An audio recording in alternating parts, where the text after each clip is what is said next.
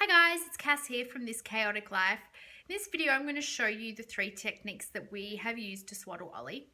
All 3 have been really useful because at about 3 weeks old I was convinced he hated being swaddled because he kept breaking out and nothing I tried would keep him in, and these were the 3 techniques that totally saved us and meant we all got a bit more sleep. We had to do a bit of research because he loved getting his arms out, and the second he felt that he could get his arms out, he would struggle for ages to try and get them out.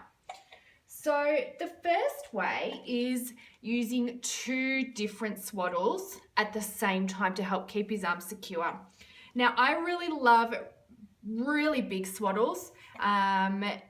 These I Love Hey Baby ones are terrific. They wash up really beautifully and they're super soft. So you lay your swaddle down and fold over the top. The reason I fold over the top is because if he does manage to get his arms free a little bit, they tend to get stuck. So he can't get them right up near his face. Not so much of an issue now that he's 4 months old, but when he was really little, it was super helpful. The second thing you're going to do is you're going to get a smaller swaddle or cloth. Now I like these We Go Amigo mini cloths. Again, they're super soft as well, but they're really handy. We use these for everything. So we're going to lay it on top right in the middle. I folded it in half and just put it over the top. The next thing you're going to do is you're going to grab your baby. Now, Ollie has the hiccups at the moment, so please excuse that.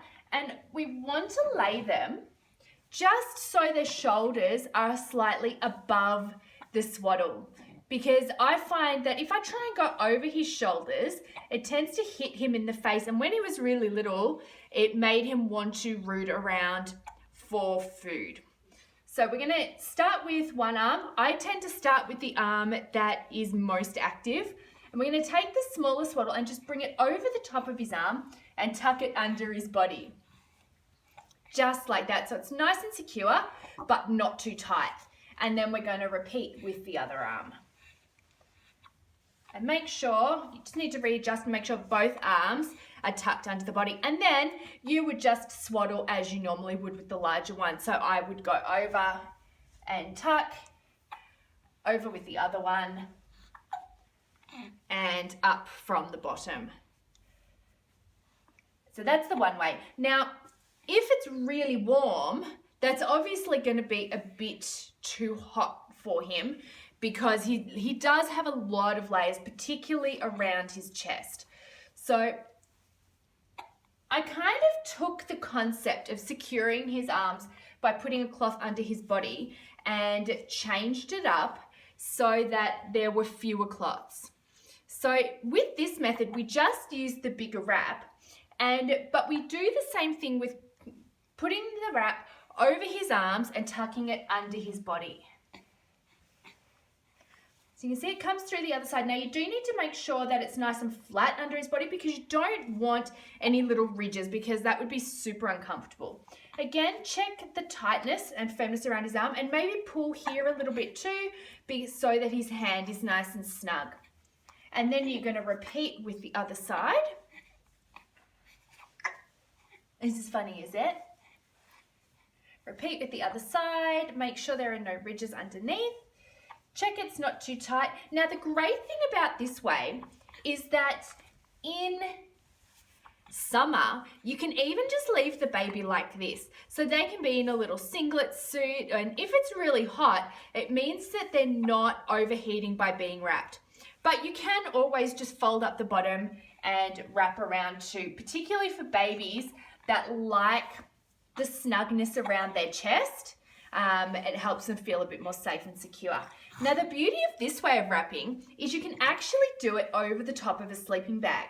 And that's what we've been doing in terms of trying to get him ready to lose the swaddle altogether. So we've introduced these great Ergo Patch sleeping bags. Now we've got some with arms and some without, and coming into winter we can do this with arms, no drama, without him getting overheated. But all we do is we put our sleeping bag on top of the wrap. And we zip Ollie in. Now these ones are really good. I've got a couple of different weights. The long sleeves, I've got the heavier 2.5 and 3.5 togs, just because overnight we don't like having the heater on and it tends to get too stuffy. But these ones are great for daytime sleep. So they'll be great in summer. He'll wear just a singlet underneath. But in winter, they're great for just over clothes when he's napping. So you can see I've zipped him into his suit. And now I'm just going to do the same thing again. And I'm just going to wrap him under his body on one side, under his body on the other. And you can see he's perfectly happy having this done. He doesn't mind it. He knows that this is sleep. And that's how we leave it for sleeps when we're wrapping over the sleeping bag. So that way he's got the benefit of the sleeping bag, given he kicks his blankets off, but he's also still swaddled. Hope this helps those of you who have Houdini babies like mine. Be sure to check out the blog for more hints and tips.